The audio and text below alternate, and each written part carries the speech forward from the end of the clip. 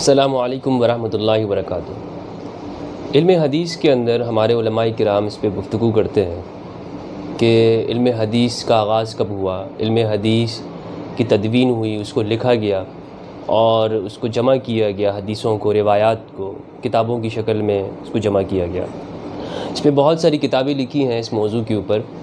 معاصر علماء نے اور متقدمین نے بھی اس کے اوپر لکھا ہے، عرب اور عجم دونوں کے اندر، کہ احادیث کے اوپر کیا کام ہوا ہے۔ میں نے اس پر ایک لیکچر ریکارڈ کیا ہے عوام الناس کے لیے، جس کے اندر عوام الناس بھی اس ویڈیو کو سن کر اپنے لیے حدیث کو سمجھ سکتے ہیں کہ حدیث ہوتی کیا چیز ہے اور اس میں صحیح کا کیا مطلب ہے، ضعیف کا کیا ہے، موضوع کا کیا ہے۔ آدھے گھنٹے کا ہے، لیکن اگر اس کو آپ سنیں گے تو آپ کو میں بلا شک و شبہ یہ کہتا ہوں کہ آپ علم حدیث کے ساتھ آپ کی ایک واقفیت ہو جائے گی۔ ہمارے عموماً کہا جاتا ہے کہ حدیث بھی جو ہے وہ آنکھیں بند کر کے اس کے اوپر عمل کرنا چاہیے، اور خاص طور پر علماء اہل سنت کے اندر، سنیوں کے اندر جو حدیث کی کتابیں ہیں، جو 6 کتابیں ہیں، خاص طور پر صحیح بخاری ہے، صحیح مسلم ہے، ابن ماجہ ہے، نسائی ہے، ترمذی ہے، ابو داؤد ہے، اس پر انہیں کہا جاتا ہے کہ یہ صحیح کتابیں ہیں، ساری کی ساری 6 کتابیں۔ اور پھر بخاری اور مسلم کے حوالے سے بہت زیادہ تشدد رویے اور مزاج کے اندر ہے، اور پھر اس سے بڑھ کر صحیح بخاری کے حوالے سے، اس کی صحیح بخاری پر امت کا اجماع ہے۔ علماء کہتے ہیں کہ جس صحیح بخاری کے اوپر امت کا اجماع ہے کہ صحیح بخاری کے اندر ایک بھی ایسی روایت نہیں ہے کہ جو ضعیف ہو، کمزور ہو، اس کی سند کے اندر کوئی گڑبڑ ہو، نہیں، بلکہ وہ اصح الکتب بعد کتاب اللہ، کہ کتاب اللہ قرآن مجید کے بعد سب سے صحیح کتاب جو ہے وہ بخاری ہے۔ یعنی اس لفظ کا، اس جملے کا مطلب یہ ہوتا ہے، اس دعوے کا، کہ جناب جس طرح کتاب اللہ کے اندر کوئی غلطی نہیں ہے، کتاب اللہ کے اندر کوئی شک نہیں ہے، اس کے اندر کوئی زبر زیر پیش کی کوئی غلطی نہیں ہے، ساری کی ساری جو ہے وہ صحیح ہے، اس کا مفہوم صحیح ہے، اس کے الفاظ صحیح ہیں، اس کی جو ہمیں جو وہ پہنچی ہے جس طرح سے، وہ ایک قطعی ذرائع سے پہنچی اور وہ صحیح ہے۔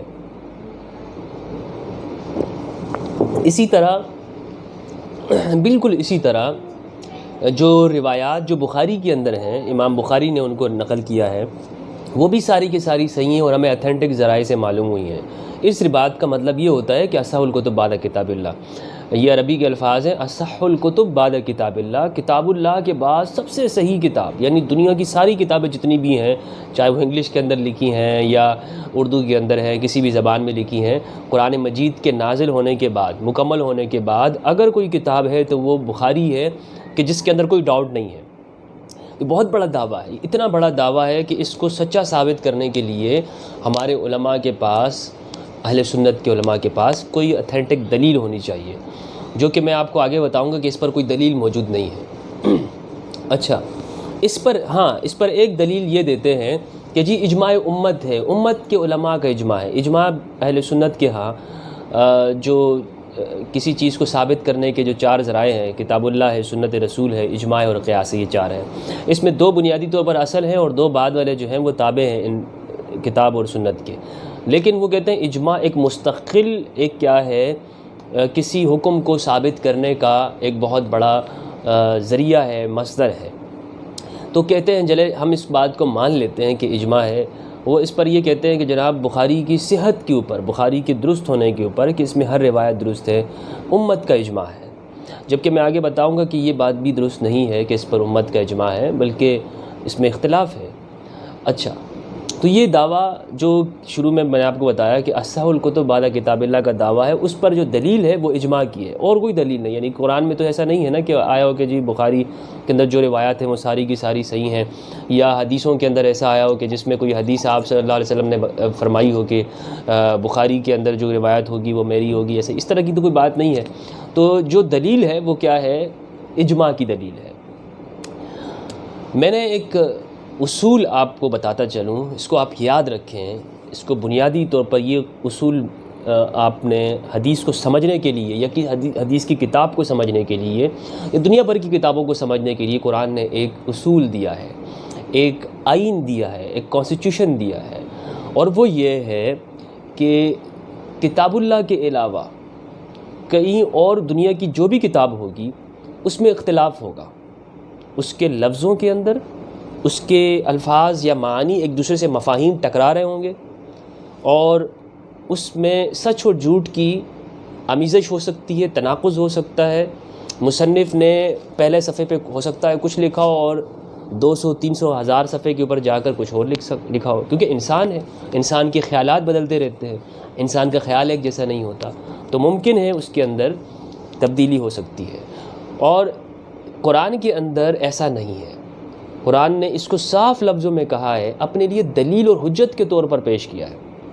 لوگ یہ سوال کرتے تھے کہ نبی اکرم صلی اللہ علیہ وآلہ وسلم پر اعتراض کیا جاتا تھا، سوال کیا جاتا تھا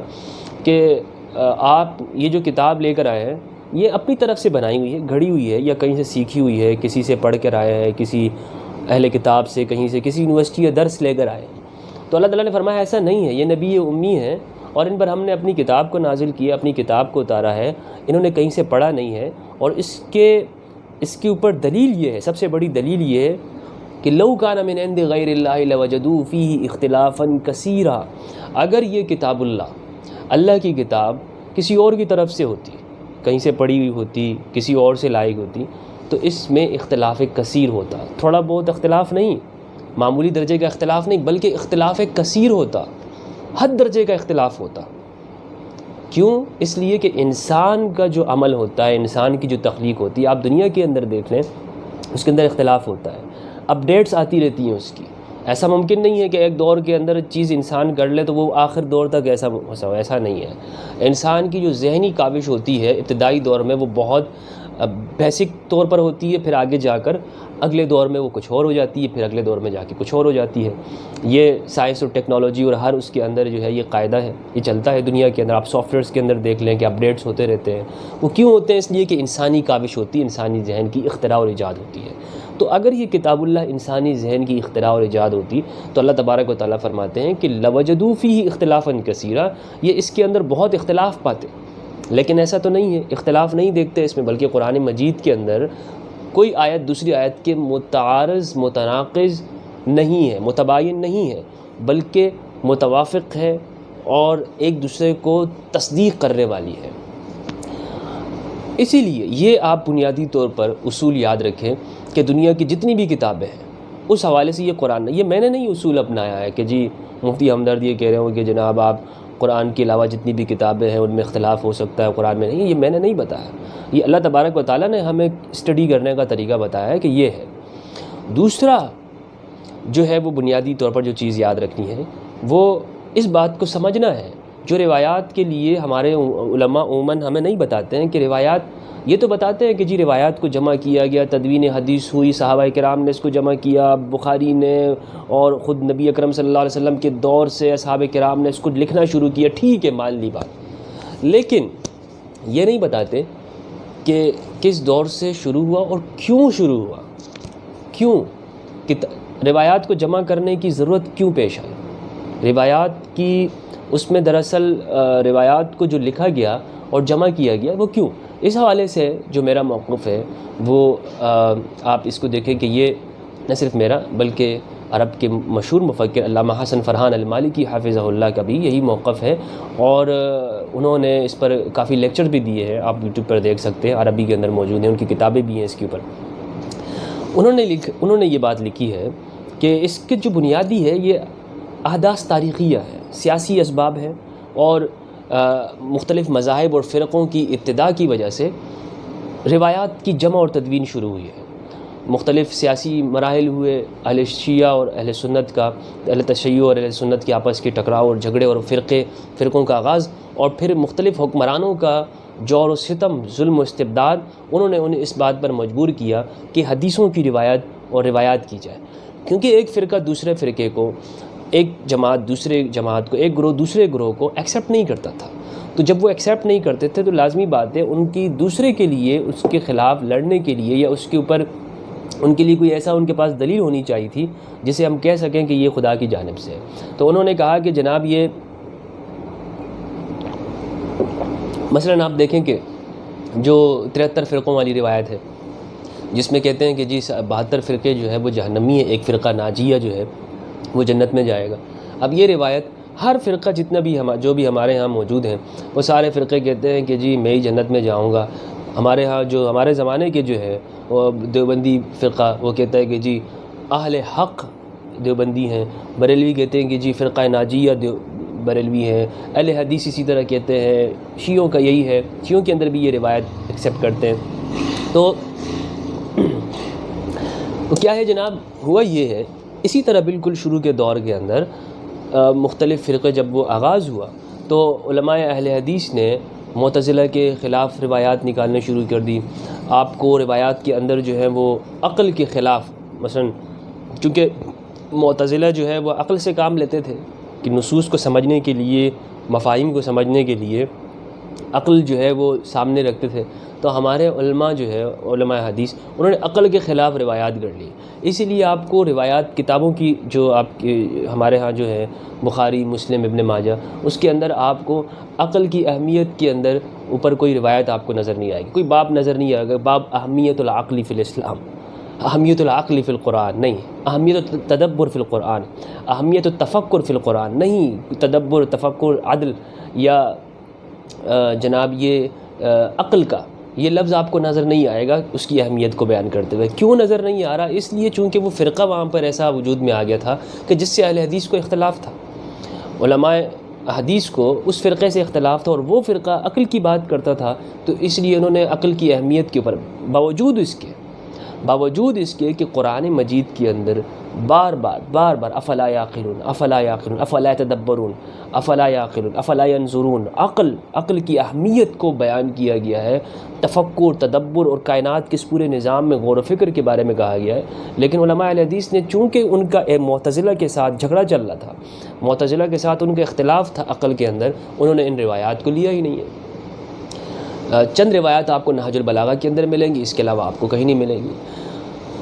تو یہ ایک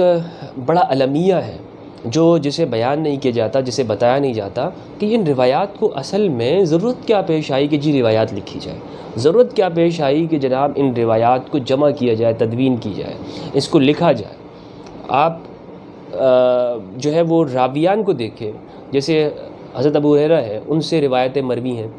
اسی طرح ام المؤمنین عائشہ سے مروی ہیں، لیکن دوسری طرف آپ دیکھیں حضرت ابو ہریرہ سے ہیں لیکن جو کہ متاخرین اسلام میں سے ہیں، متقدمین میں سے بھی نہیں ہے اصحاب میں، ان سے جو روایات ہیں وہ ہزاروں کی تعداد میں ہیں، اور جو کہ سعد بن ابی وقاص ہیں، متقدمین میں سے ہیں، امام علی ہیں، پہلے شخص ہیں، روایات نظر نہیں آتی، سعد بن ابی وقاص روایات نظر نہیں آتی، معاذ بن جبل جو ہے وہ اسی طرح ان سے روایت، حضرت بلال ان سے روایات نظر نہیں آتی، تو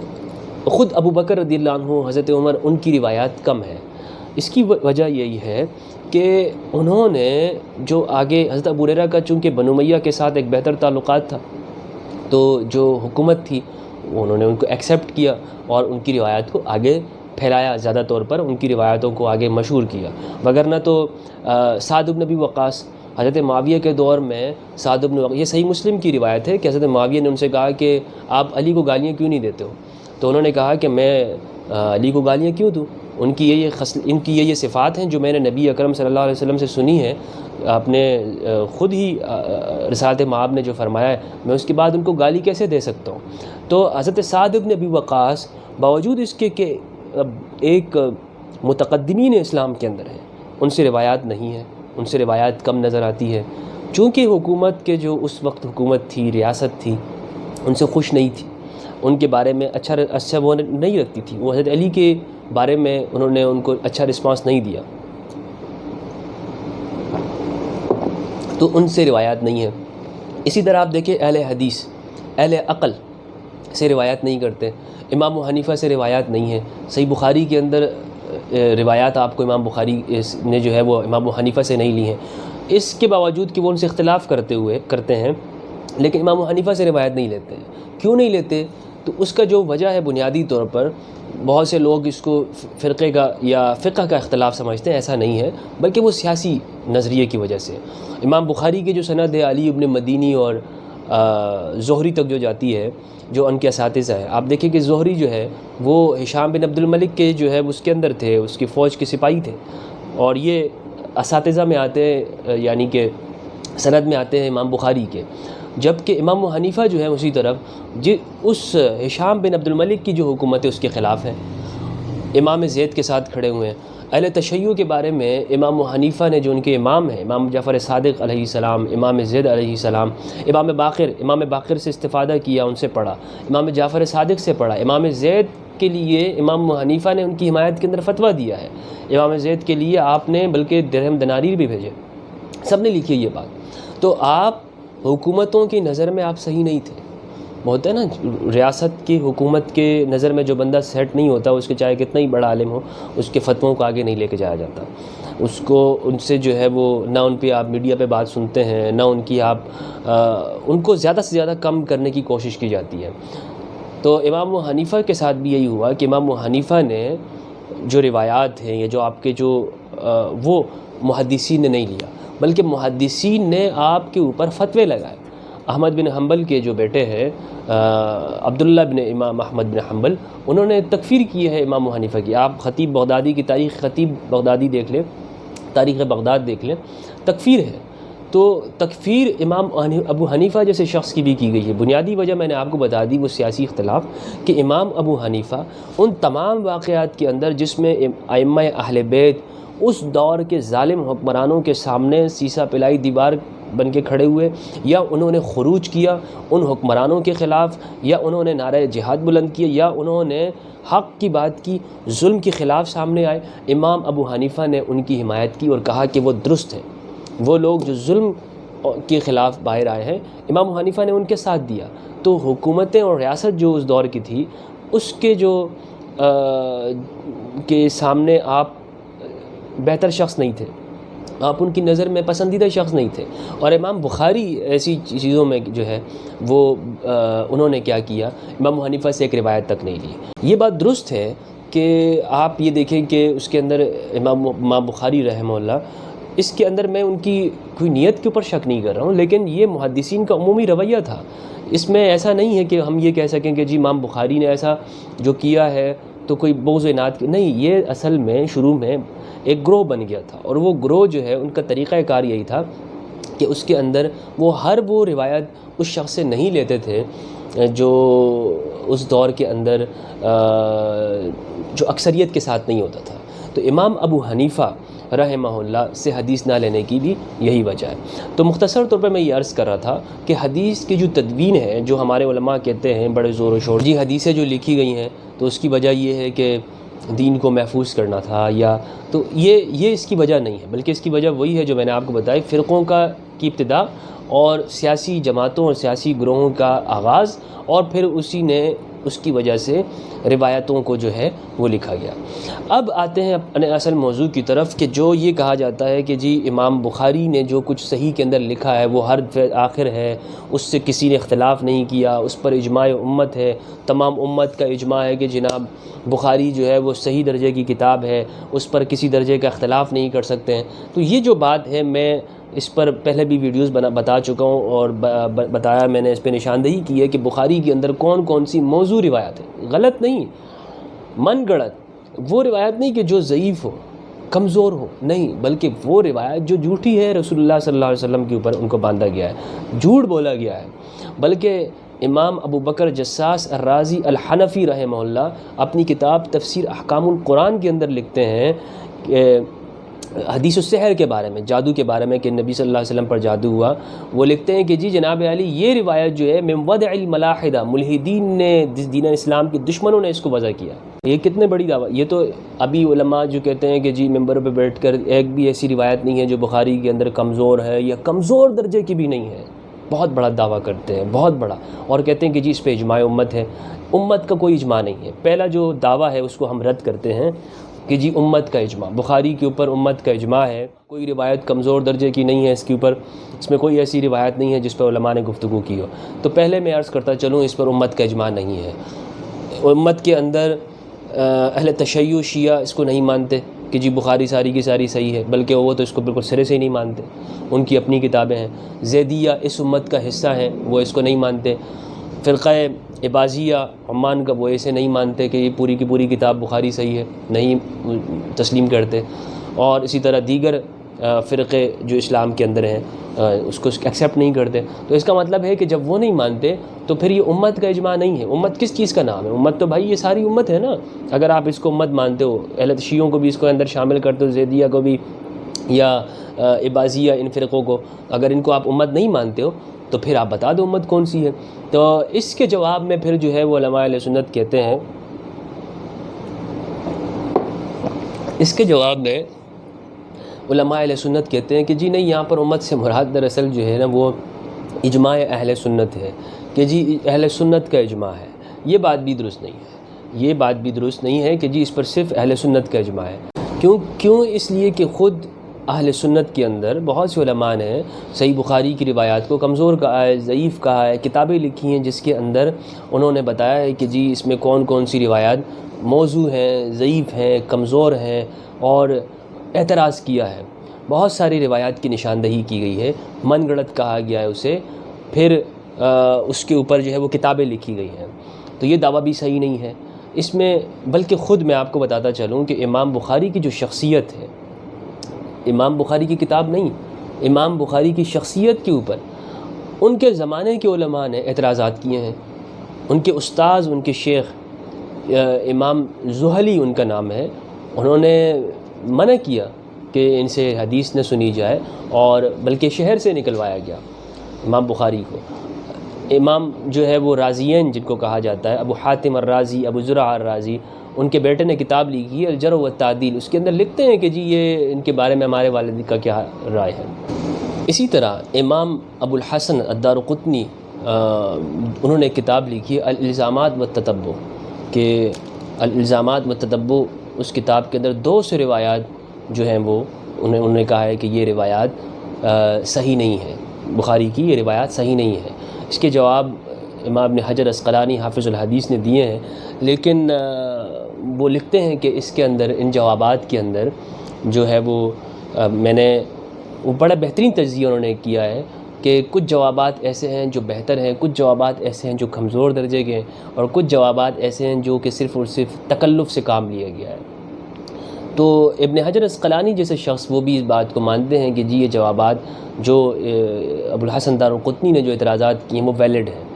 اسی طرح امام ابو الفیض الغماری رحمہ اللہ، انہوں نے کتاب لکھی ہے. اس کتاب کے اندر انہوں نے واضح لفظوں میں لکھا ہے کہ یہ دعویٰ کرنا کہ اصح الکتب بعد کتاب اللہ یہ بخاری ہے، یا اجماعت الامہ، اس پر امت کا اجماع، وہ کہتے ہیں دعویٰ فارغہ بلا دلیل، یہ من گڑت دعویٰ ہے، بے بنیاد دعویٰ ہے، اس کے اوپر کوئی دلیل نہیں ہے. یہ جو ہے وہ ایسا دعویٰ ہے اس کے اوپر کوئی دلیل ہی نہیں ہے.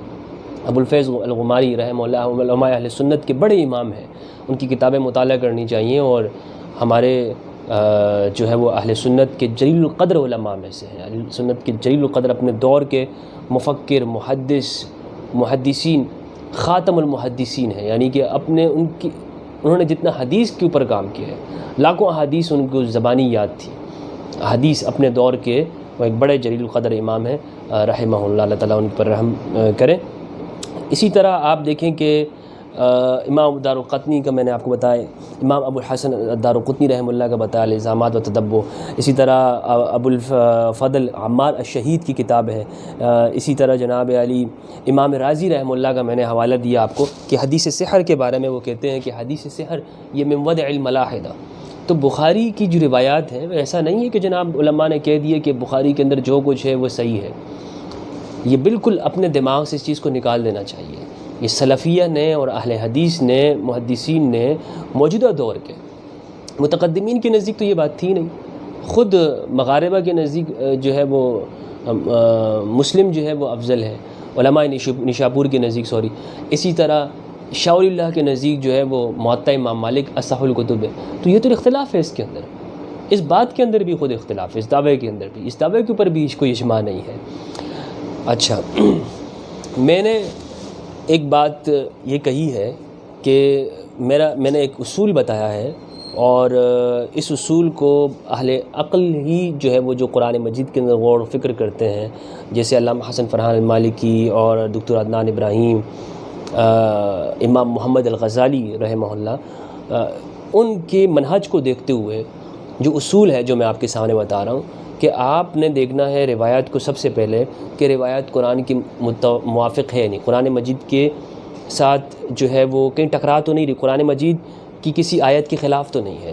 سب سے پہلا اصول، اگر وہ روایت کسی قرآن مجید کی آیت کے خلاف ہوگی، قرآن مجید کے کسی مفہوم کے خلاف ہوگی، تو ہم اس کو مسترد کر دیں گے،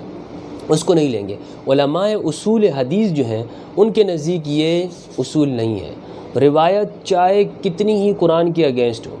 روایت چاہے قرآن کی آیت کو جھٹلائی کیوں نہیں رہی ہو،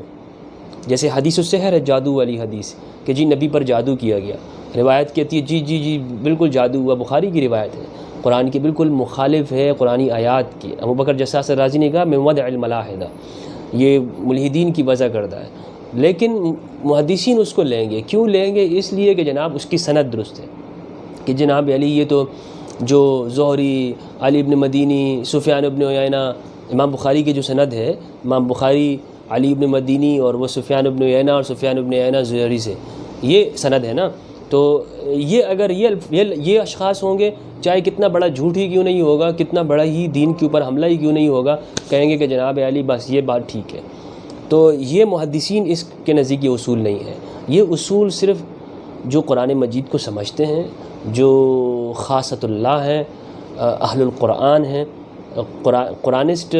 اس معنی میں نہیں جو حدیث کا انکار کرتے ہیں، قرآنسٹ معنی میں کہ جو حدیث کو قرآن کے موافق کرنے کی،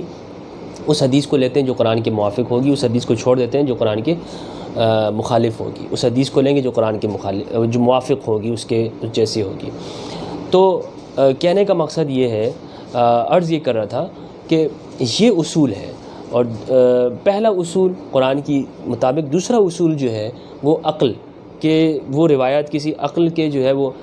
عقل سلیم، عقل عام جو انسانوں کی عقل ہوتی ہے، اس کے اگینسٹ نہیں ہونا چاہیے۔ مثلا آپ دیکھیں صحیح بخاری کے اندر ایک روایت ہے کہ عمرو بن میمون سے ہے، رجم القردہ والی روایت، کہ جس کے اندر بندر کو جو ہے وہ سنگسار کیا گیا، کوڑے مارے گئے، ان کو سنگسار کیا گیا، پتھروں سے مارا گیا، کس وجہ سے کہ جی زنا کے شعبہ کے اندر۔ تو بھائی جانور مکلف ہی نہیں ہوتے ہیں، جانوروں کے اوپر احکام ہی لاگو نہیں ہوتے ہیں شرع کے، ان کو کس چیز کی سزا دی گئی؟ تو یہ اس طرح کی عقل کے بالکل عقل اس کو تسلیم نہیں کرتی، لہذا یہ حدیث بھی کیا ہوگی؟ موضوع ہوگی، من گڑت ہوگی۔ نبی اکرم صلی اللہ علیہ وآلہ وسلم کی طرف اس بات کی نسبت کرنا، اس کو حدیث کہنا بھی غلط ہوگا۔ تو یہ دو اصول ہیں، بنیادی طور پر اسے سمجھنا ہے۔ اب یہ بات کہی جاتی ہے کہ جناب آپ یہ اصول کہاں سے لے آئے؟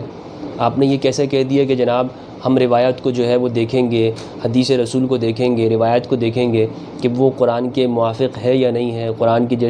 کی کسی آیت سے ٹکرا تو نہیں رہی؟ یہ آپ کہاں سے لے کر آ رہے ہیں؟ کیا محدثین سے زیادہ علم جانتے ہیں؟ یہ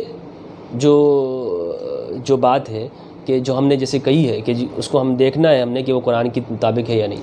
اس کو خود حدیث سے ہی، ام المومنین عائشہ رضی اللہ عنہ کی حدیث سے ہی ہم اس کو میں لیتا ہوں، اور اس کے اوپر جو دلیل ہے وہ یہ ہے کہ ایک مرتبہ نبی اکرم صلی اللہ علیہ وآلہ وسلم نے ارشاد فرمایا، من حوسب عذب، جس سے حساب لیا گیا اس کو وہ عذاب میں گرفتار ہو گیا۔ یہ ابن حجر عسقلانی نے، امام نے اپنی فتح الباری کے اندر اس کو نقل کیا ہے، شرح صحیح بخاری کے اندر جلد 11 صفحہ 409 کے اندر، من حوسب عذب، جس نے حساب لیا گیا وہ عذاب میں ڈال دیا جائے گا۔ تو ام المومنین عائشہ رضی اللہ عنہ نے اب کیا کر دیا، اس حدیث کو، یعنی خود آقا علیہ السلام کے فرمان کو، نبی اکرم صلی اللہ علیہ وسلم کے ارشاد کو قرآن پہ پیش کر دیا، کہ وہ قرآن سے آیت لے کر آ گئی، جی یا رسول اللہ صلی اللہ علیہ وآلہ وسلم، قرآن میں تو ایک آیت ہے وہ یہ کہتی ہے کہ اما من اوتی کتابہ بیمینہ فسوف یحاسب حسابا یسیرا، کہ جس سے حساب، جس کے دائیں ہاتھ میں نامہ اعمال دیا گیا تو اس سے جو ہے وہ حساب یسیر، فسوف یحاسب حسابا یسیرا، اللہ تعالیٰ اس سے حساب یسیر کرے گا۔ اور یا رسول اللہ آپ فرما رہے ہیں کہ جس سے حساب ہوا وہ گرفتار ہو جائے گا، وہ پکڑا جائے گا۔ کیا کیا ام المومنین نے کہ روایت کو قرآن پہ پیش کر دیا، جو ہمارا طریقہ ہے۔ تو اس پر نبی اکرم صلی اللہ علیہ وآلہ وسلم نے بہترین جواب دیا، آپ نے فرمایا کہ اس کے اندر یہ ہے من نوقش الحساب عذب، جس سے تفصیلی حساب ہوا وہ گرفتار ہو جائے گا، وہ پکڑا جائے گا۔ مثلاً آپ دیکھیں کہ ایک شخص جو ہے وہ راستے میں جاتا ہے گاڑی کے اندر، عموماً آپ نے دیکھا ہوگا اور سب سے چیکنگ ہو رہی ہوتی ہے، سب کو جو ہے وہ دیکھا جاتا ہے، تھوڑی بہت تفتیش ہوتی ہے کہ جی جناب کہاں سے آئے ہو، کون ہو، چھوڑ دیا جاتا ہے بندے کو، مجمل حساب ہو جاتا ہے۔ لیکن کبھی کسی سے تفصیلی ہوتا ہے کہ جس پر شک و شبہ ہوتا ہے، کسی نے کوئی جرم کیا ہوتا ہے، تو اس سے تفصیلی اس سے ہو رہا ہوتا ہے کہ جی جناب کہاں سے آئے ہو، کون ہو، کیا کرتے ہو، کہاں کے رشتہ دار کون ہے، کہاں جا رہے ہو، کیا ہے، اس کو گاڑی سے نیچے اتار دیتے ہیں اور پکڑا جاتا ہے۔ تو کیا ہوتا ہے، اس کے جرائم اتنے ہوتے ہیں یا اس کے اوپر مکمل طور پر اس کے جرم ثابت ہو رہا ہوتا ہے۔ تو یہ چیز ہے۔ دوسری روایت جو ہے وہ حضرت حفصہ رضی اللہ عنہ سے، ایک مرتبہ نبی اکرم صلی اللہ علیہ وسلم نے حضرت حفصہ کے ہاں فرمایا کہ اللہ تبارک و تعالی وہ اصحاب شجرہ جو ہیں بیت رضوان کے اندر جو تھے، جنہوں نے لی ہے، اللہ تبارک و تعالی ان کو معاف کر دے گا، لا يدخل النار انشاءاللہ من اصحاب الشجرہ، اصحاب شجرہ میں سے کوئی جو ہے وہ جہنم میں نہیں جائے گا، آگ میں داخل نہیں ہوگا۔ یہ صحیح مسلم کی روایت ہے۔ تو حضرت حفصہ نے کیا کیا، روایت کو قرآن مجید کے اوپر پیش کر دیا کہ دیکھا کہ جی روایت کہہ رہی ہے، اور روایت نہیں، خود نبی اکرم صلی اللہ علیہ وآلہ وسلم جو ہے وہ موجود ہے۔ ایسا بھی نہیں ہے کہ حدیث کو نہیں، آپ کے فرمان کو مباشرتاً، بالکل سامنے کے فرمان کو آپ کی موجودگی کے اندر وہ قرآن کے اوپر پیش کر دیا کہ قرآن کی آیت کے ریب وَإِن مِّنكُمْ إِلَّا وَارِدُهَا، کہ جو بھی ہیں وہ جہنم میں داخل ہوں گے۔ تو آپ صلی اللہ علیہ وآلہ وسلم نے فرمایا ثُمَّ نُنَجِّي الَّذِينَ اتَّقَوْا وَنَذَرُ الظَّالِمِينَ فِيهَا جِثِيًّا، کہ ہم متقیوں کو اس میں سے ننجی الذین اتقوا، متقیوں کو نکال کریں گے، اور ظالموں کو اس میں اوندے منہ جو ہے وہ گھٹنوں کے بل گرا دیں گے، ظالم اس کے اندر ہوں گے۔ تو اس روایت سے یہ بات معلوم ہوئی کہ خود اصحاب کا یہ طریقہ تھا کہ اگر ان کے پاس کوئی فرمان آتا، بلکہ خود آپ صلی اللہ علیہ وسلم کی حیات طیبہ کے اندر بھی وہ، چونکہ آپ نے ان کو تربیت ہی ایسی کی تھی کہ قرآن کو یا روایت کو بالکل اندھے بہرے ہو کے نہیں سننا، سوال کرنا ہے، سوال کرنا ہے، اور سوال کرنے کی طاقت آپ نے اصحاب کے اندر پیدا کی۔ آپ نے اپنے صحاب کے اندر یہ ایبیلٹی پیدا کی، یہ ملکہ پیدا کیا کہ وہ سوال کریں، ایسا نہیں کریں کہ جی بس اندھا دھند جو ہے وہ گر پڑے۔ آج تو ہمیں کہا جاتا ہے کہ جی اماموں کی بات کے اوپر اندھا دھند ہو کے گر پڑو، مفتیوں کی باتوں کے اوپر اندھا دھند ہو کے گر پڑو۔ آج ہم سے یہ مطالبہ کیا جاتا ہے کہ وہ کتابیں اور وہ روایتیں جو اردو کے اندر لکھی ہوئی ہیں، یا شیخ یا پیر کی باتیں ہیں جو ہمارے دور کے اندر، جو وہ شیخ صاحب اس محلے کی مولوی اور مفتی کی بات کے اوپر، یا مدرسے کے محتمم صاحب کی بات کے اوپر آپ آمنا صدقنا لبیک لبیک کہہ کے بس اس کو بے چوں چراں تسلیم کر لو، اور کوئی سوال ہی نہ کرو، آپ اس پہ کوئی بات ہی نہ کرو، کوئی ڈیبیٹ ہی نہ کرو، گفتگو ہی نہ کرو۔ اصحاب کرام خود آقا علیہ الصلوۃ والسلام کی زندگی کے اندر آپ سامنے موجود ہیں، اور وہ سوال کرتے ہیں، یا رسول اللہ آپ نے یہ بات فرمائی ہے، قرآن یہ کہتا ہے، یا رسول اللہ آپ نے یہ بات فرمائی ہے، قرآن یہ کہہ رہا ہے۔ ام المومنین عائشہ کا عمل ثابت ہو گیا، حضرت حفصہ کا عمل ثابت ہو گیا، تو پھر یہ کون سی وہ بات مانے ہے، کون سی وہ بات ہمیں روکتی ہے کہ ہم سوال کریں؟ ہم بخاری پہ سوال نہیں کر سکتے، ہم صحیح بخاری کے اوپر یہ نہیں بات کر سکتے کہ جی صحیح بخاری کے اندر جو ہے وہ کیا لکھا ہوا ہے، اس کو چھان پٹک نہیں کر سکتے۔ شمس الائمہ سرخسی نے واضح لفظوں کے اندر اصول دیا حدیث کے بارے میں کہ نقط علی غیبی، ہم حدیث کے انکار نہیں کرتے، ہم حدیث کو مانتے ہیں۔ وَإِنَّ مَنْشَأَ الشُّبْهَةِ النَّقْلُ، لیکن اس بات کے اندر جو ہے وہ شبہ ہو سکتا ہے کہ نقل جو ہوئی ہے اس پہ شبہ، یعنی جو اختلاف ہوتا ہے وہ اس بات سے کہ یہ آپ کے سے جو نقل ہوئی ہے، یہ جو ذریعہ ہے یہ ہوئی بھی ہے یا نہیں ہوئی ہے، جو نقل جو واسطہ ہے، جیسے کہ امام بخاری کے علی ابن مدینی ہے، اور وہ پھر سفیان ابن عیینہ سے، اور سفیان ابن عیینہ زہری سے، اور زہری جو ہے وہ آپ کو میں نے بتایا کہ بنو امیہ کے دور کے ان کے فوجی آفیسر ہیں، حکمرانوں کے فوج کے لشکر میں، اور اس فوج کے ہیں جو امام زید کو شہید کرنے والے ہیں، تو پوری کی پوری چیزیں ہی مشکوک ہیں۔ تو منشأ الشبہ والنقل، امام سرخسی کا جو قول ہے۔ تو اب یہ جو کہا جاتا ہے کہ نہیں بھائی اندھا دھند ہو کر چیزوں کو مانو، روایتوں کو نہ مانو، اصحاب کرام کا یہ رویہ نہیں تھا، اصحاب کرام کا یہ طریقہ نہیں تھا۔ سوال کرنا ہے، یہ بات دیکھنا ہے کہ صحیح بخاری کے اندر ہو یا کوئی بھی کتاب ہو، قرآن مجید کے علاوہ ہے، اس کے اوپر اندھا دھند ہو کر نہیں ایمان لانا، اس کے اوپر اندھا جو ہے وہ اندھے بہرے ہو کر کہ جی مانتے رہو کہ جی انہوں نے کہی ہے صرف بات. ایسا یہ نہ قرآن کا فیصلہ ہے، نہ حدیث کا فیصلہ ہے، نہ نبی اکرم صلی اللہ علیہ وسلم کا، نہ ائمہ کا، نہ ائمہ اہل سنت کا، نہ خود امام بخاری کا بھی یہ طریق نہیں ہے. امام بخاری نے کئی روایات جو ہے امام مسلم کی رد کی ہے، امام مسلم نے رد کی ہے، اور اسی طرح امام بخاری کے اوپر خود ان کی ذات کے اوپر جرح کیا گیا ہے. یہ بات کر دیتے ہیں کہ جی بخاری سے جو ہے وہ اختلاف کر دیا، گویا کہ دین کا انکار کر دیا، دین سے جو ہے وہ کوئی، گویا کہ امام بخاری رکن ہوں اسلام کے. اسلام کے 6 ارکان بیان کیے جاتے ہیں، 7واں رکن بخاری ہے. یہ عقل، یہ منطق اور یہ لاجک کہاں سے آ گئی ہے؟ تو یہ جو میں نے ریکارڈ کروایا ہے، جو ریکارڈ ہے، اس کو آپ اس بات پر اہل علم سے میری گزارش ہے، اس کے اوپر اہل علم جو ہے وہ سوچیں اور دیکھیں کہ اہل علم روایتوں کا جو میں نے اسباب بتائے ہیں اس کے اوپر غور و فکر کریں، اور امت کو ان فتنوں سے، ان آزمائشوں سے نجات مل سکتی ہے جو آج ایک طوفان کی طرح جو ہے وہ اس طرف آ رہے ہیں. اور روایتوں کی وجہ سے آپ ایسی مضحکہ خیز روایات پیش کی جاتی ہیں اور سوال کیا جاتا ہے اسلام کے اوپر کہ اسلام تو عقل سے، اسلام منطق سے، لاجک سے، سائنس سے بالکل اختلاف کرتا ہے، اور روایات سامنے رکھی جاتی ہے. تو بڑے ہی خلوص کے ساتھ میں نے یہ مقدمہ اس قوم کے سامنے، امت کے سامنے رکھا ہے. امید کرتا ہوں کہ اس پہ غور کیا جائے گا. اللہ تبارک و تعالی ہم سب کو علم نافع عطا فرمائے. اللہم علمنا ما ينفعنا وانفعنا بما علمتنا وبارک لنا فیہ وزدنا منہ. والسلام علیکم ورحمۃ اللہ وبرکاتہ.